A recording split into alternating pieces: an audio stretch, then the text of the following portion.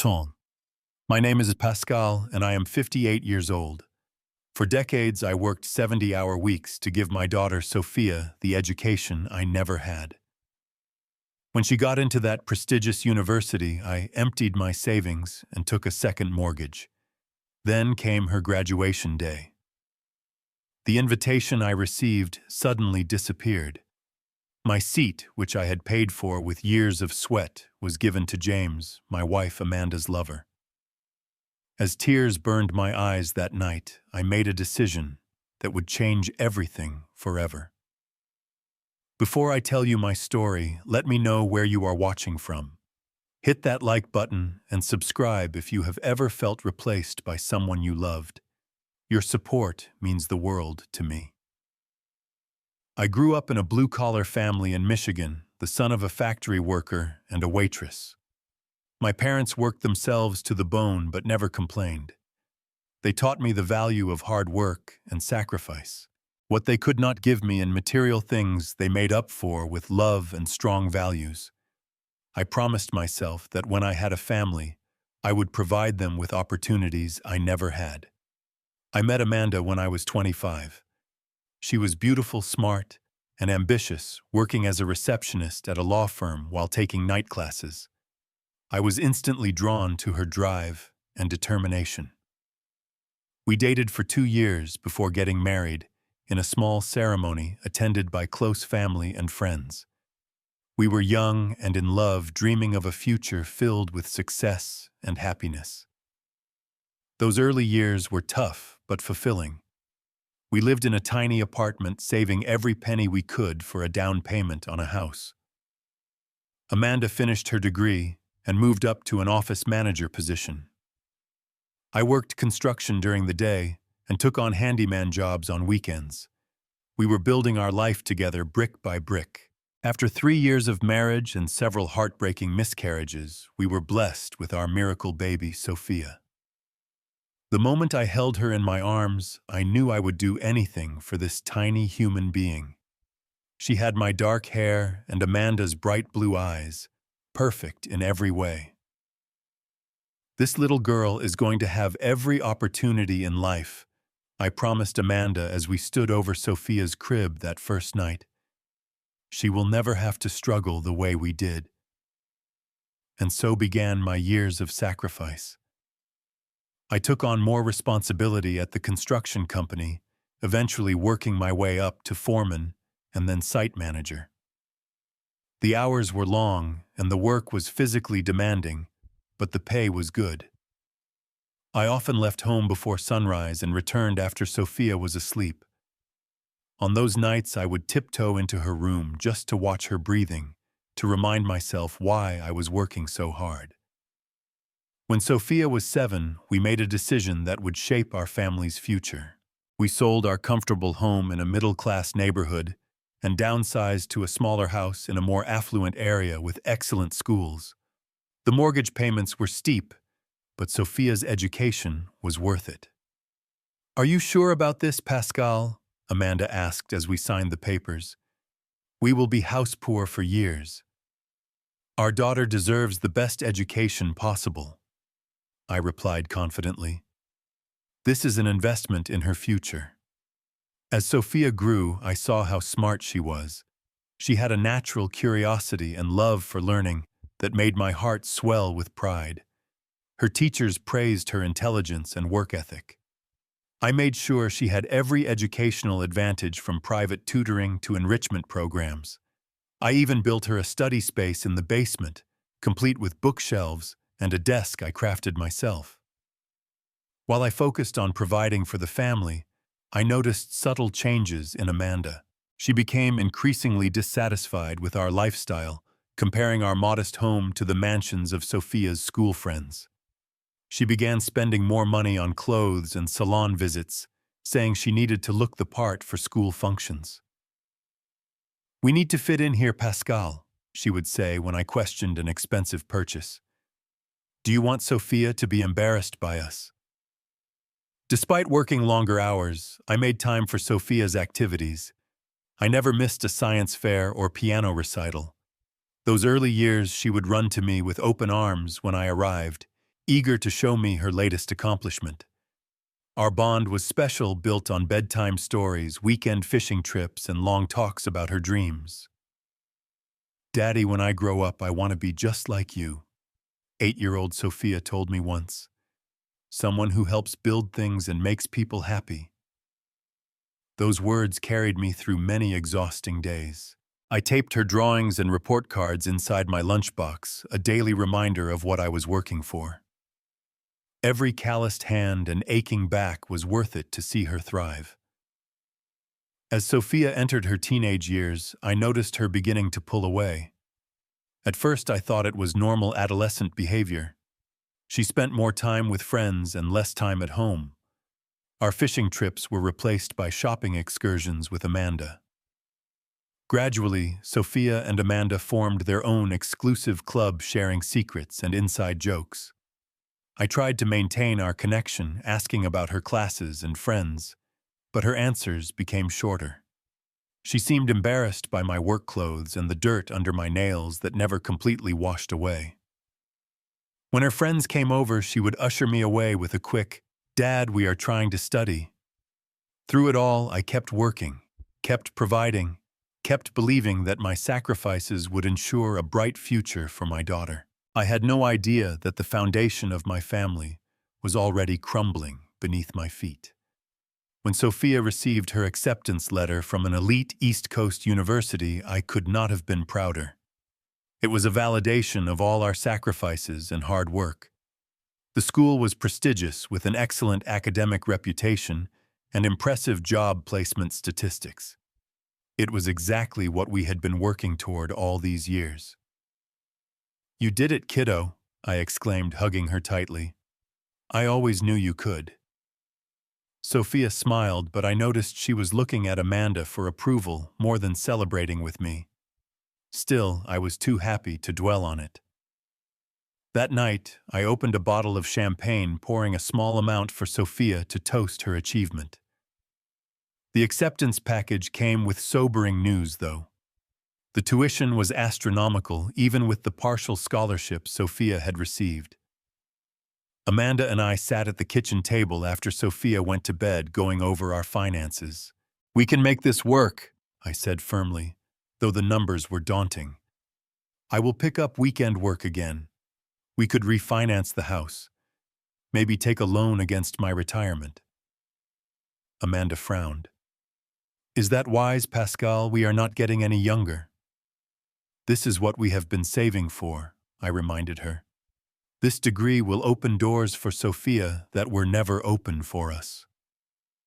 In the end, we made it work through a combination of a second mortgage, depleted savings, and my decision to postpone retirement indefinitely.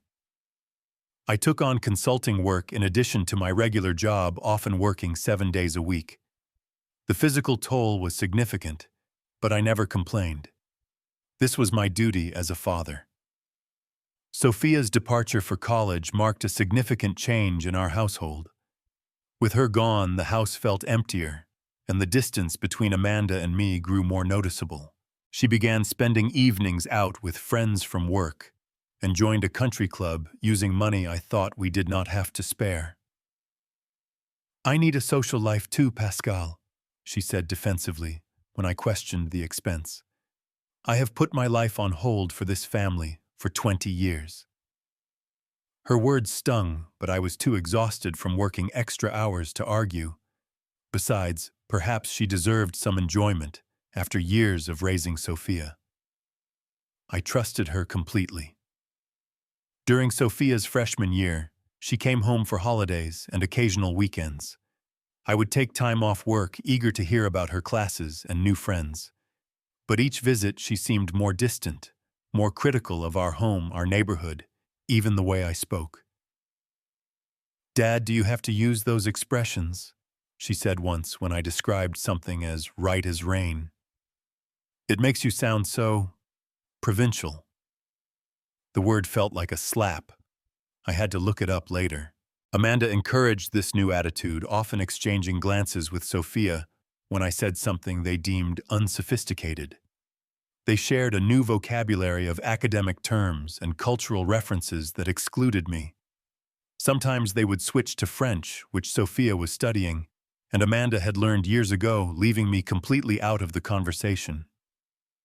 When I tried to send care packages or make surprise visits to campus, Sophia's response was increasingly lukewarm.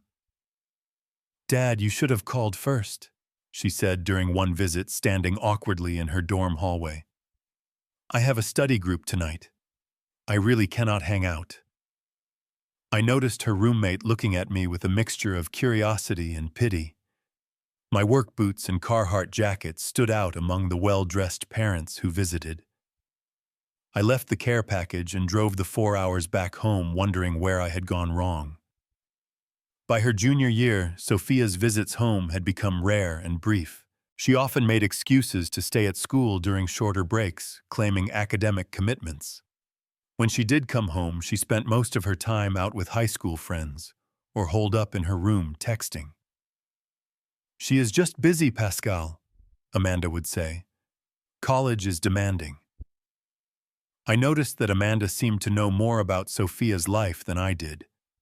They texted constantly, and Amanda occasionally took weekend trips to visit Sophia without me claiming it was girl time.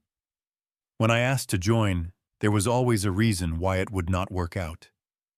"You cannot take time off work, Pascal," Amanda would remind me. "We need your income for tuition." I began noticing other troubling signs. Amanda and Sophia would abruptly stop talking when I entered a room.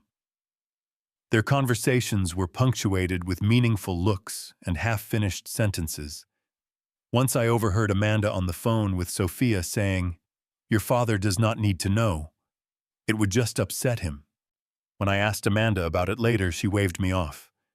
"Just planning a surprise for your birthday." But my birthday was months away, and the unease in my gut grew stronger.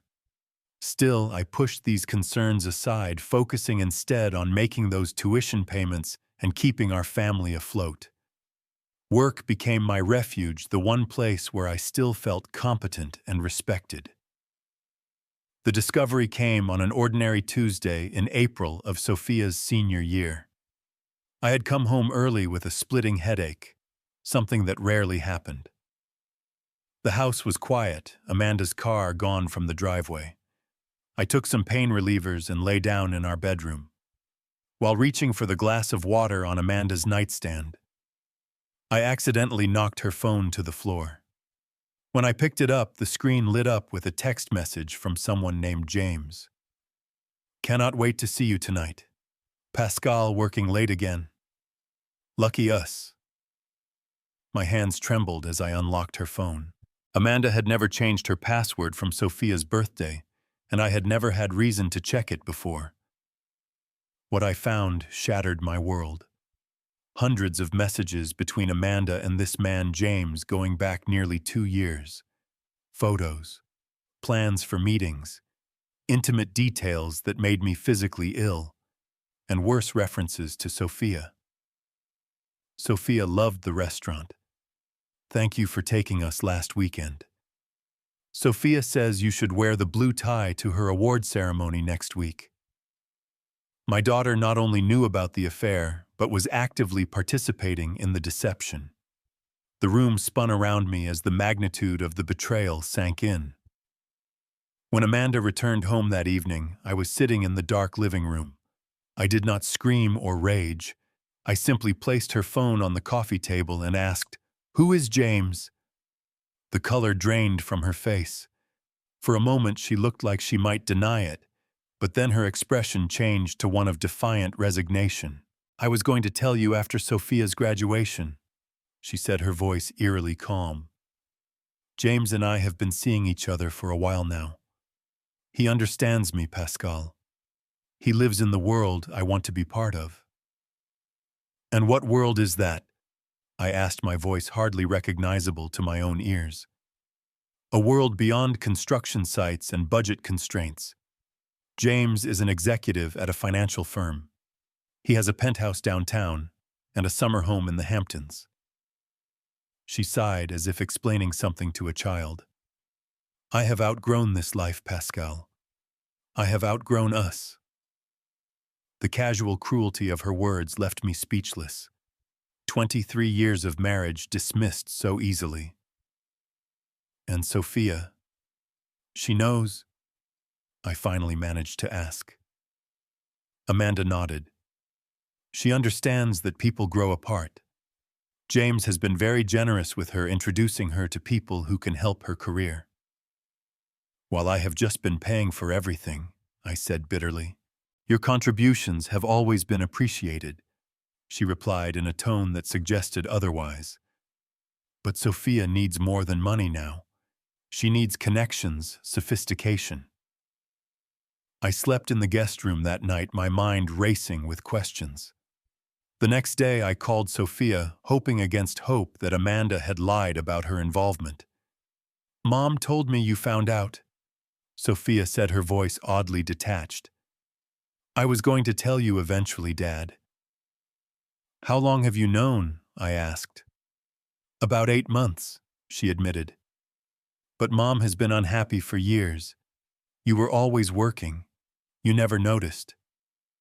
I was working to pay for your education, I exclaimed. I know Dad and I appreciate it, but Mom deserves to be happy. James makes her happy. And what about my happiness? I asked, my voice breaking. There was a long pause before she answered.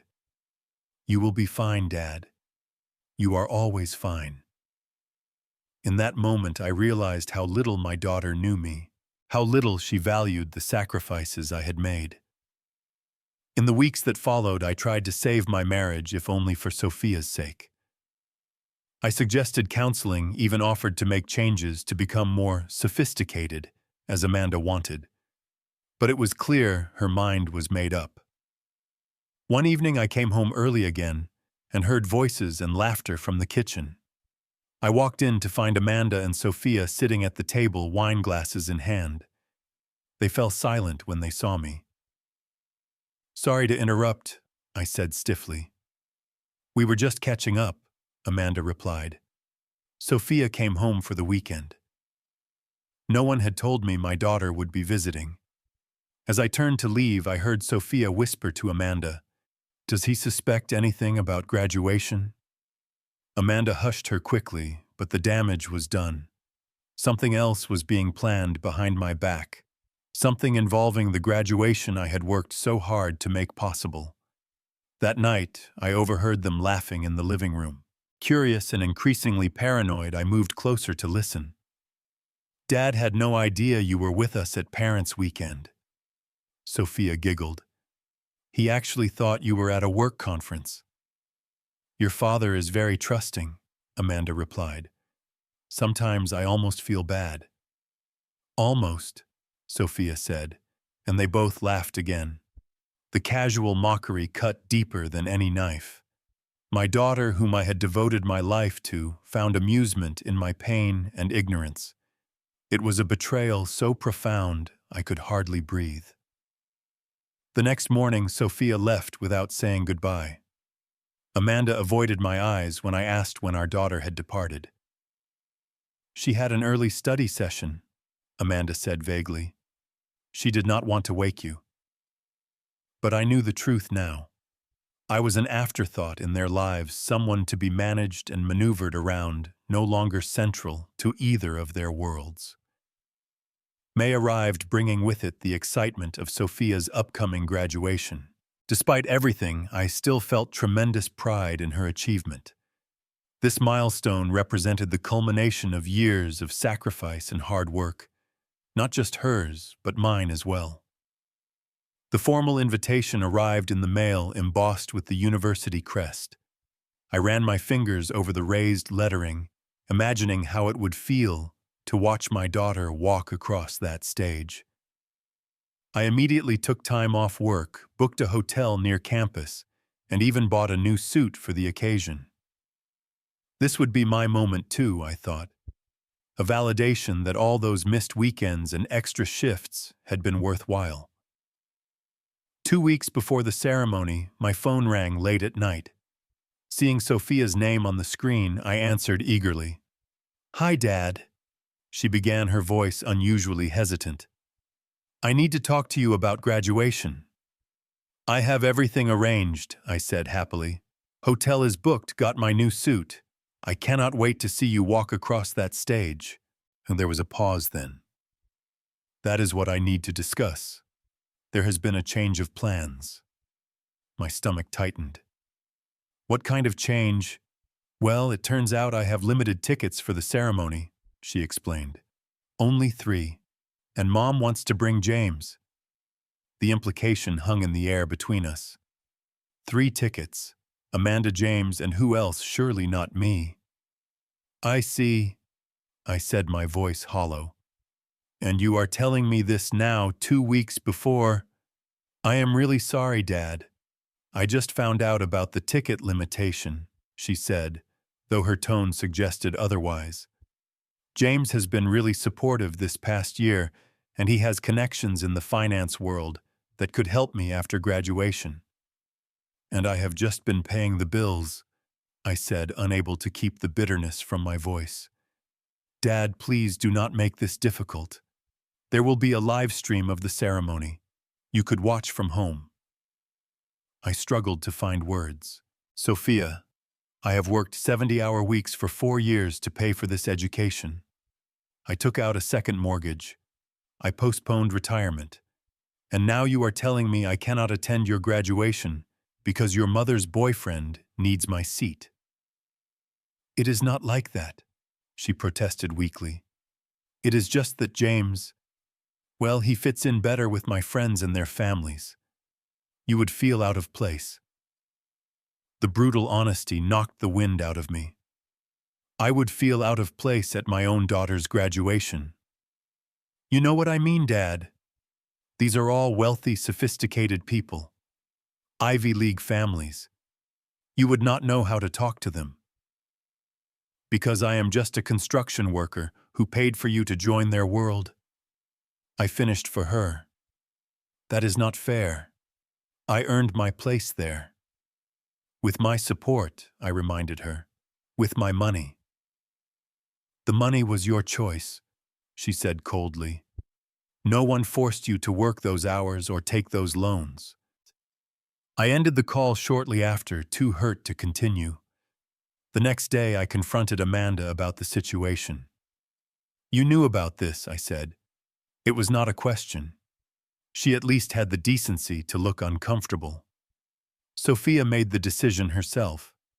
I told her to talk to you sooner. But you support her choice. You think James deserves to be there more than me. Amanda sighed. James has been mentoring Sophia on career options. He has introduced her to important people. His presence at graduation could open doors for her. While I just opened my wallet, I said. Pascal, do not be crude. Your contribution has been valuable, but Sophia needs to think about her future now. And I am not part of that future. Amanda did not deny it. She simply said, you will always be her father. But she is entering a different world now. That night I retreated to my garage workshop, the one place in the house that had always been exclusively mine. As tears streamed down my face, I picked up a hammer and nearly put it through the wall. Instead, I sank onto my workbench and sobbed great heaving cries that seemed to come from the depths of my soul. Hours later, emotionally spent, I began absently sorting through some old boxes. In one, I found artwork and school projects Sophia had made over the years.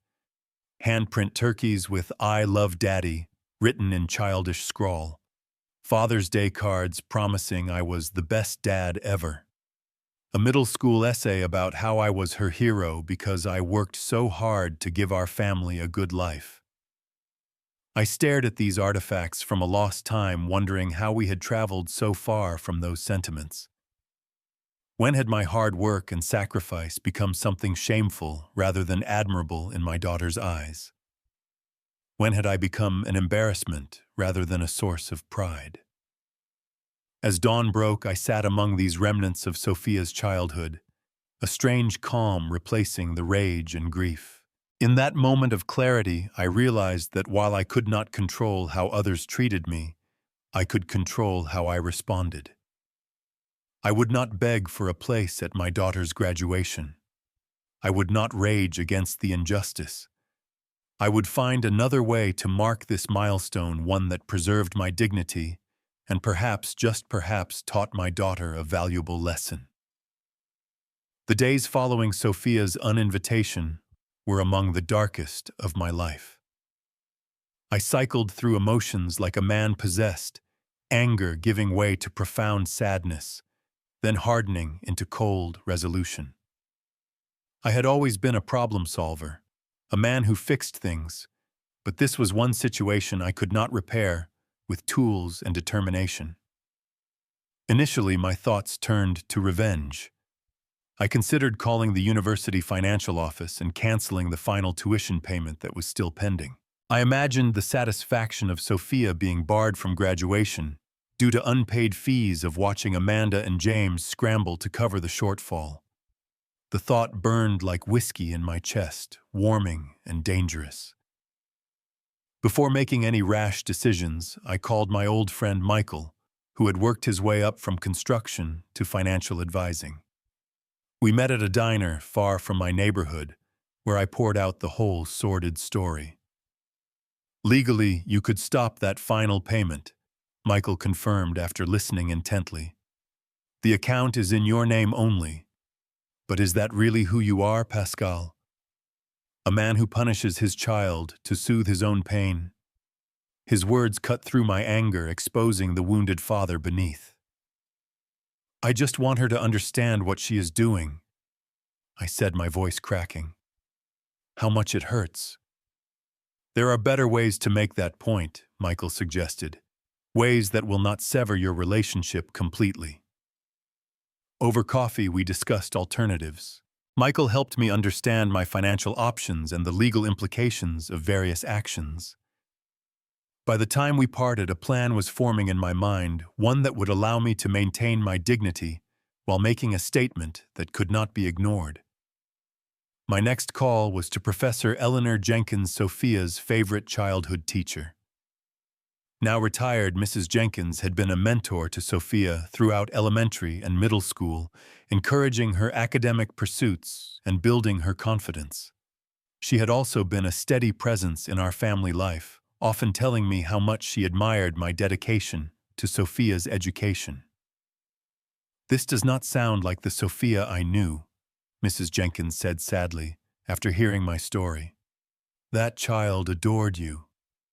People change, I replied, trying to keep the bitterness from my voice. Sometimes they need reminding of who they really are, she said wisely, and who helped them become that person. With Mrs. Jenkins's encouragement, I reached out to Sophia's university, specifically to the Alumni Relations and Development Office. I explained that I wanted to make a significant contribution, but with very specific parameters. The conversation was productive, setting in motion a plan that gave me a renewed sense of purpose. Meanwhile, through mutual friends, I learned more about Amanda's relationship with James. Their affair had begun at a school fundraiser I had been too busy working to attend. James was recently divorced, wealthy from family money rather than his own efforts, and known for pursuing newly single or unhappily married women in our social circle. Most tellingly, he had a pattern of losing interest in relationships once the excitement of secrecy faded. He is all charm until he gets what he wants, confided Amanda's sister Diane, who had never approved of the relationship. Then he moves on to the next challenge. I took no pleasure in this information, but it helped me understand that this was not about James being better than me. It was about the allure of something new, something that seemed more exciting than a decades-long marriage built on trust and sacrifice. During this time, Amanda and I existed in a strange limbo. She had not moved out, claiming we should wait until after Sophia's graduation to make any formal changes. I suspected she was hedging her bets, making sure James was fully committed before abandoning our marriage completely. I kept my plans to myself, maintaining a facade of resigned acceptance. The financial aspects of my plan required significant resources. After consulting with Michael, I made the difficult decision to sell my professional-grade tools equipment I had invested in over decades. These were not just implements of my trade, but extensions of myself, each with memories attached. The table saw where I had taught Sophia to make a birdhouse, the router I had used to carve her name on her childhood bedroom door. Each sale felt like parting with a piece of my identity, but also strangely liberating. One evening alone in the house, while Amanda was presumably with James, I sat down and wrote a letter to Sophia. It took multiple attempts to find the right tone to express my hurt, without accusation, my disappointment without guilt-tripping. In the final version, I explained how her decision had affected me, but also affirmed my unconditional love for her. I detailed the sacrifices I had made not to make her feel indebted, but to help her understand the depth of my commitment to her future. I closed by describing my plans for graduation day, sealing the letter to be delivered at the right moment. As the ceremony approached, a strange calm settled over me. The frantic need to fix the situation gave way to acceptance and a quiet determination. I would attend Sophia's graduation, but not as a desperate father begging for acknowledgement. I would be there on my own terms, with my dignity intact, embodying the values I had tried to instill in my daughter, even if she had temporarily forgotten them. The morning of Sophia's graduation dawned clear and bright, a perfect late May day. I rose early, preparing myself both mentally and physically for what lay ahead. I dressed carefully in my new suit, a well-crafted garment I had splurged on despite my financial constraints. Looking in the mirror, I saw a man weathered by life and recent pain, but standing tall, eyes clear and determined. Amanda had left the previous day to help Sophia prepare for the ceremony, taking an overnight bag and offering no information about her plans to return. Her absence was both a wound and a relief, allowing me to focus on my purpose without the distraction of her judgment. The 3-hour drive to the university passed in contemplative silence. I arrived early, parking in the visitor lot rather than the designated area for graduation guests. Before heading to the ceremony, I made a brief stop at the administration building, where I was greeted warmly by the development officer I had been corresponding with for the past 2 weeks. "Everything is arranged as you requested, Mr. Lambert," she assured me. "The dean was quite moved by your generosity and the story behind it." I thanked her, collected the materials she had prepared, and made my way to the graduation venue. The sprawling quad was transformed with rows of white chairs, a stage draped in university colors, and proud family members already claiming prime viewing spots. Instead of attempting to join the family section, I found a seat near the back, anonymous among the extended relatives and friends of other graduates. From this vantage point, I scanned the VIP seating area near the front. It did not take long to spot Amanda, elegant in a blue dress I had never seen before. Beside her sat a silver-haired man in an expensive suit, his arm casually draped over the back of her chair. James, the man who had replaced me in my wife's life and now in my daughter's graduation. The physical manifestation of my inadequacy in their eyes. I forced myself to look at them dispassionately, to see them as strangers rather than the architects of my pain. They seemed to fit together, both polished and poised, chatting comfortably, with the equally well-heeled parents around them. I could almost understand Sophia's choice, seeing them there in their natural habitat of privilege and connections. The ceremony began with the traditional pomp and circumstance, graduates filing in wearing caps and gowns, faces shining with accomplishment and anticipation. When Sophia entered with her cohort, my heart constricted. Despite everything, she was still my little girl, the baby I had held in my calloused hands, the child whose scraped knees I had bandaged, the teenager whose math homework had eventually exceeded my ability to help. I saw the exact moment she spotted me in the audience. Her confident stride faltered, eyes widening in surprise, and something that might have been shame.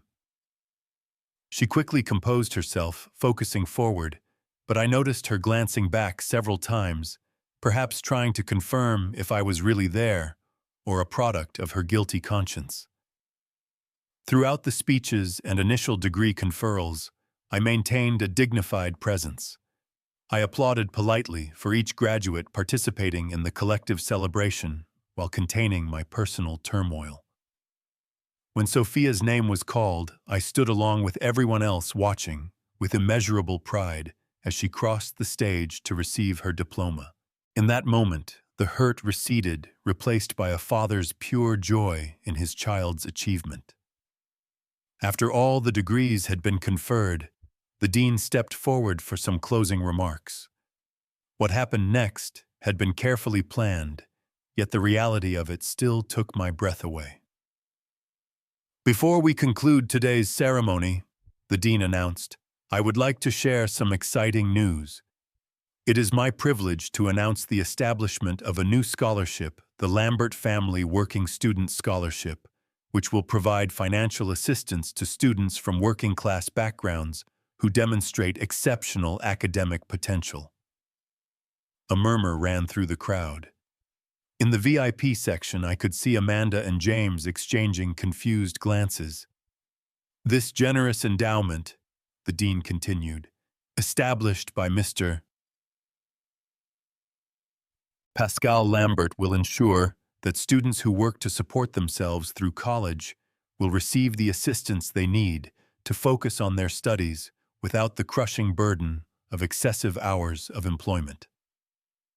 The dean went on to explain that the scholarship was named in honor of my parents, hard-working people who never had the opportunity for higher education themselves. As he spoke, I saw heads turning, people scanning the crowd, wondering who this benefactor was. Mr. Lambert could not provide his daughter with social connections or elite opportunities, the dean said, his voice carrying across the hushed audience. But he provided something equally valuable, an example of integrity, work ethic, and selfless dedication to family. These are values our university strives to instill in all our graduates. Would Mr. Lambert please join me on stage to be recognized for this contribution to our university community? On shaky legs, I rose and made my way to the stage. As I walked, I felt the weight of hundreds of eyes upon me, including those of my daughter and estranged wife. The dean shook my hand warmly, presenting me with a small plaque commemorating the establishment of the scholarship. Thank you for reminding us what true success looks like, he said quietly, for my ears only. At the microphone, I kept my remarks brief and dignified. Education changed my life by changing my daughter's opportunities, I said. It is my hope that this scholarship will do the same for students who, like me, did not inherit privilege but earned it through hard work and determination. Looking out at the sea of faces, I located Sophia.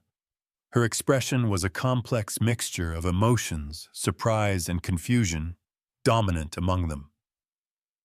Amanda looked stunned, her perfect composure cracked, and James, the man who had taken my place, shifted uncomfortably in his seat, suddenly diminished by the public recognition of my contribution. I did not linger on stage or seek out my family afterward. I had made my statement not through angry confrontation or bitter recrimination, but through a positive action that reflected my values. The final tuition payment that had been earmarked for Sophia's last semester had instead become the seed money for a scholarship that would help students for generations to come. As I walked away from the ceremony, back straight and head held high, I felt a weight lifting from my shoulders. For the first time since discovering the betrayal, I was not defined by what had been taken from me, but by what I had chosen to give. The days following graduation passed in a strange, suspended state. I returned to our house, which no longer felt like home, and began the quiet work of rebuilding my life. Amanda called several times, her messages ranging from angry accusations to tearful apologies, but I let them all go to voicemail. I needed time and space to process everything that had happened and to determine my path forward. A week after the ceremony, Amanda returned home to collect more of her things. She found me in the backyard dismantling the treehouse I had built for Sophia when she was 8. "We need to talk about what you did," she said, arms crossed defensively.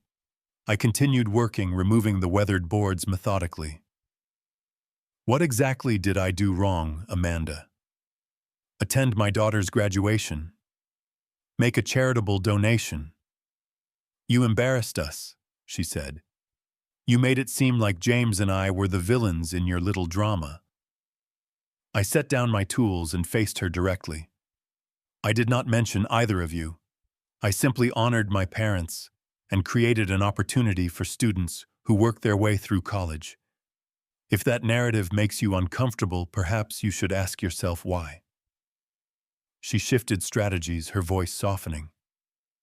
"Pascal, I know you are hurt. What I did was wrong. But humiliating Sophia on her graduation day was not the answer." "Humiliating," I echoed incredulously. "By publicly demonstrating how proud I am of her accomplishment. By creating something positive from a painful situation that is not humiliation, Amanda. That is integrity." She had no response to that. Before leaving, she mentioned that she would be staying with James indefinitely and would arrange to collect the rest of her belongings soon. I nodded, feeling neither victory nor defeat, just a growing certainty that I was better off without someone who valued status over loyalty, appearance over substance. The next few months were a time of profound change and adjustment. I sold our house, unable to afford the mortgage on my own, and unwilling to remain surrounded by memories of our family life. I found a small, comfortable apartment closer to downtown, a place that reflected this new chapter of my life. It was the first time in decades I had made decisions based solely on my own preferences and needs. During this time, I discovered an unexpected source of healing through volunteer work with a youth mentorship program. The organization paired disadvantaged teenagers with adults who could provide guidance and support. Many of these kids came from single-parent homes or had fathers who were absent or uninvolved. Working with them gave me a sense of purpose and allowed me to use my life experience in a positive way.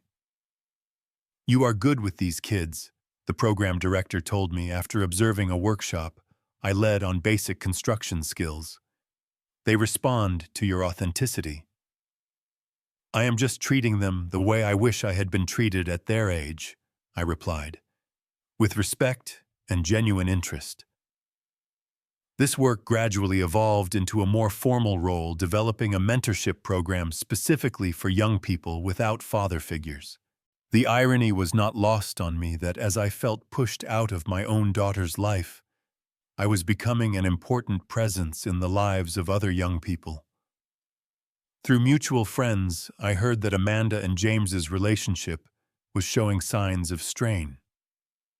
The excitement of forbidden romance had faded, replaced by the mundane reality of day-to-day life together. James, it seemed, was not as attentive once Amanda became available full-time, and her spending habits were causing tension. I took no pleasure in their difficulties, having moved beyond the desire for revenge to a place of indifference. Almost 6 months after graduation, I received a text message from Sophia asking if we could meet. We arranged to see each other at a neutral location, a coffee shop downtown. When she arrived, I was struck by how professional she looked in her business attire. Her first job after college, already secured at a prestigious firm, thanks in part, I assumed, to James's connections. But beneath the polished exterior, I glimpsed something vulnerable in her eyes, a hesitancy that reminded me of her childhood self. "You look well," I said, keeping my tone neutral. "So do you," she replied, seeming surprised. "You have lost weight." "New lifestyle," I explained. Smaller place, more time for exercise. We made small talk about her job and my volunteer work, carefully avoiding the elephant in the room. Finally, over her second cappuccino, she broached the subject. "Dad, about graduation," she began. "I want to explain why I made that decision." I held up a hand. "You do not need to explain. You made a choice that you felt was best for your future. I made mine." "But what you did with the scholarship," she persisted. "It was unexpected." "It felt right," I said simply. "Your education helped you find your place in the world. I wanted to help others do the same." "Mom says you did it to make us look bad." I could not help but laugh. Is that really the only motivation she can imagine, that everything revolves around her and her choices? Sophia looked taken aback by my candor, then thoughtful. "I guess I never considered that you might have done it for yourself, or for others." There are many ways to respond to pain, Sophia. I chose one that aligned with my values rather than my anger. This seemed to affect her deeply.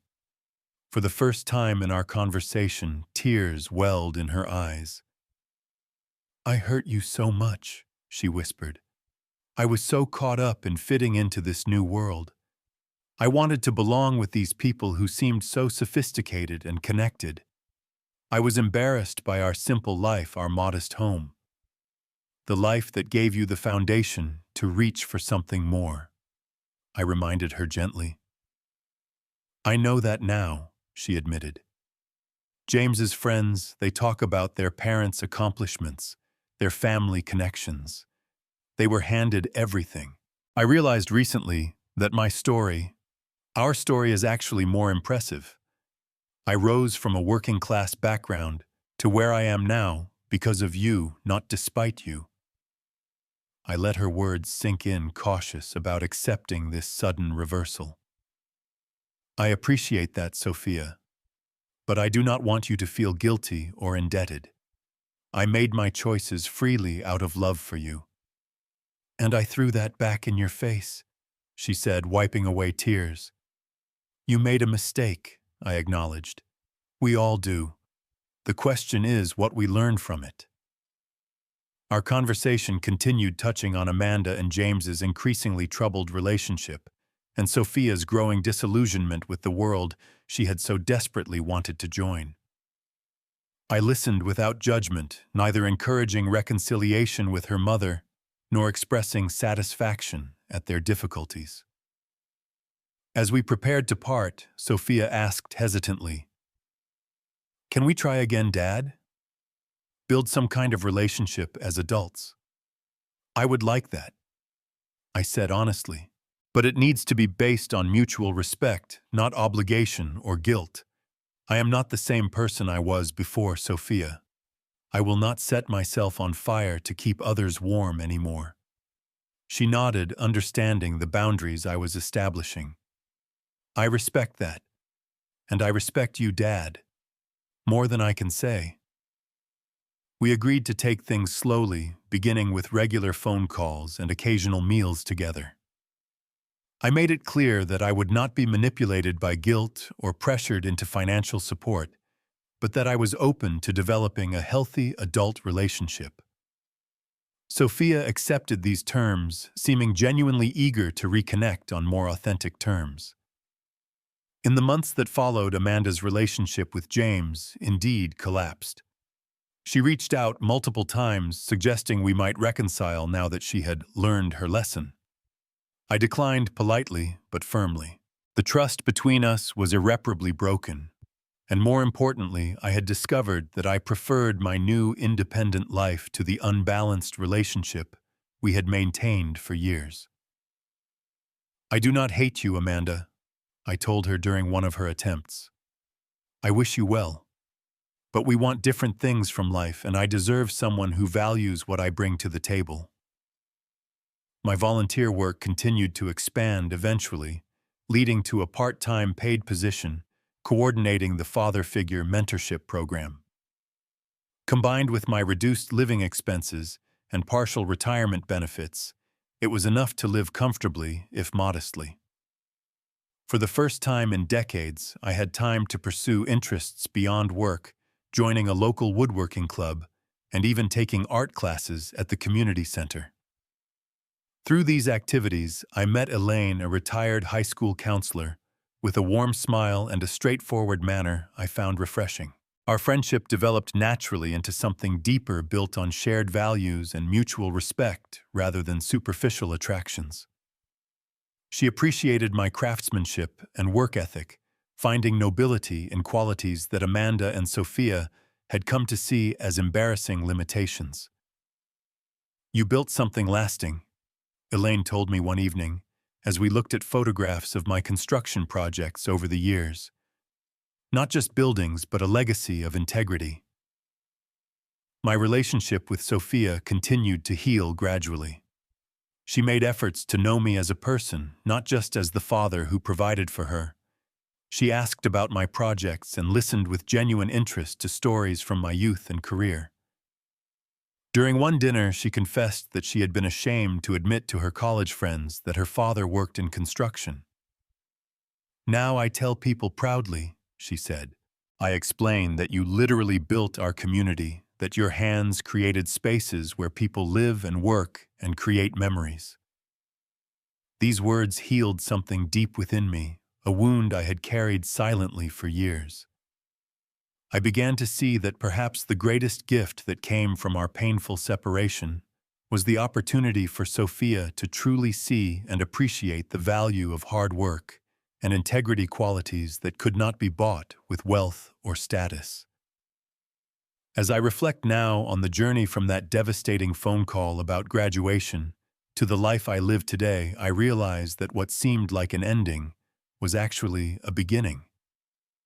By choosing dignity over vengeance, by channeling my pain into something constructive, I not only preserved my self-respect, but also taught my daughter the most important lesson of all, that true strength comes from remaining true to your values, especially when it would be easier not to. My life now is different than I had imagined it would be. Smaller in some ways, yet richer in others. I have learned that family is not just about blood or obligation, but about who values you for exactly who you are. Sometimes the people who truly become your family are those you meet after losing what you thought was irreplaceable. I often think about the scholarship recipients, young people working their way through college just as I worked to put Sophia through school. Each semester I receive letters from them sharing their struggles and triumphs. In their determination, I see echoes of my younger self, and it brings me profound satisfaction to know that my pain has been transformed into their opportunity. So what would you do if you were uninvited from a graduation you paid for? Would you lash out in anger, retreat in hurt?